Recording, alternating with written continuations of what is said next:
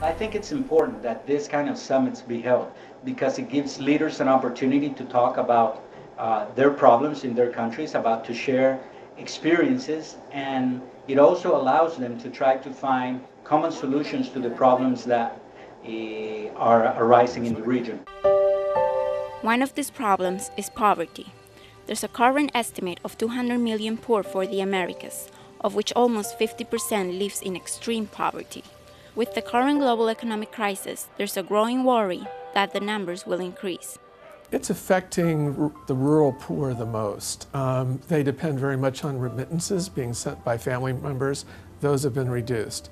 Oftentimes they have to pay very high prices for food, and that has made their life more difficult. Yet, the crisis could be an opportunity for the region to implement critical policy reforms that will promote these communities and ultimately make the region more competitive globally.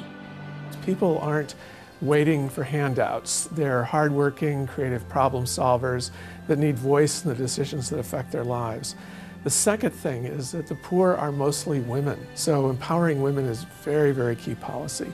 And the third is to strengthen local grassroots democracy. World Bank studies recently showed that people who move out of poverty often do so because they have a responsive, participatory local democracy. The Summit of the Americas was intended to make decisions that would promote human prosperity. Providing a good education and proper health care are key in achieving this goal. People have been denied voice. They've been denied access to health and education. Education and health are a human right.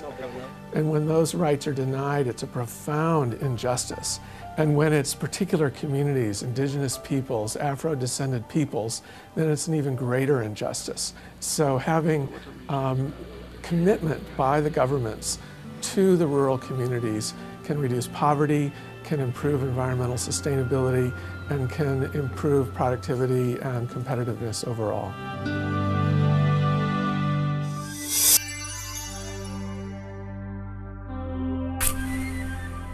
Peter Hakem, let me start with you. Collectively as a region, individually as separate states, there have been some pretty healthy growth rates posted in the economies of Latin America. Is the problem with the distribution of these gains, or that they're fading now that the world economy is in trouble? Well, there has been, over the past 5 years, from about 2003 through 2008, Latin America has had its best 5 years probably in the last generation, 25 years or more. And the fact is they did better on issues like poverty than they'd ever had before.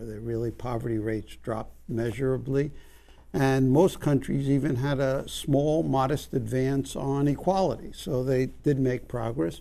Now that looks like it may all come undone with the Made in USA financial crisis, which is beginning to sweep across Latin America, and we're beginning to see unemployment rise, poverty rates increase, a demand for Latin American products drop precipitously, and countries and their people are going to pay a high price for the crisis. Mauricio Cardenas, one of the great narratives of the last couple of years is that the region's economies have been diversifying away from dependence on the United States.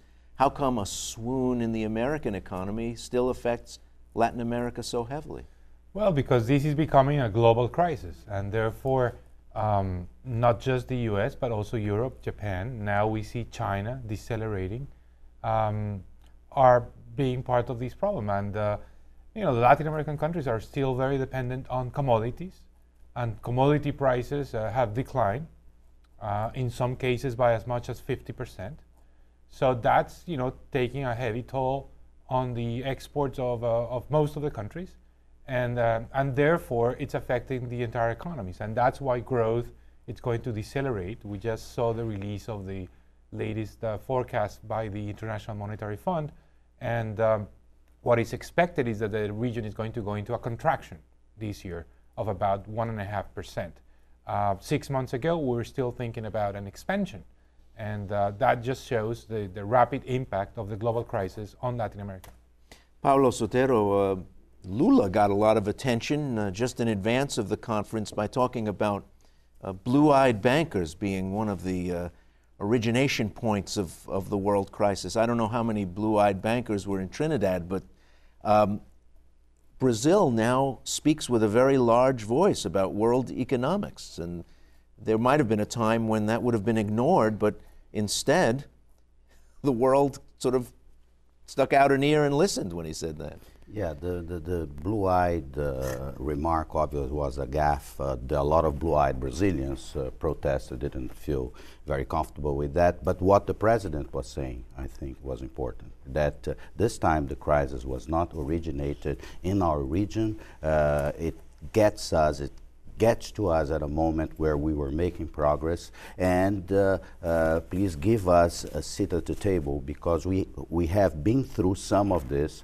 We have developed some methods to face crisis. For instance, Brazil and other countries have developed some regulatory financial instruments that may be of use as we fight this crisis. And this was the main message. I think was well received, and as you noticed, Brazil has been sort of rising for one reason. I think if you compare the GDP of Brazil, the gross domestic product of Brazil in the last 15 to 20 years, especially the 15 years, since 95, 94, you see that Brazil growing at an average of 4.3% in the last 4 or 5 years has really taken off. Brazil has now economy or the size of Canada. Brazil has a diversified economy, obviously suffering the impact of commodity prices because it's a big commodity exporter also, but is much better protected from this crisis compared to previous crises. I think the president was using had this in mind when he spoke about, how to confront, the need to confront the crisis, and this time, blame the ones that have to be blamed.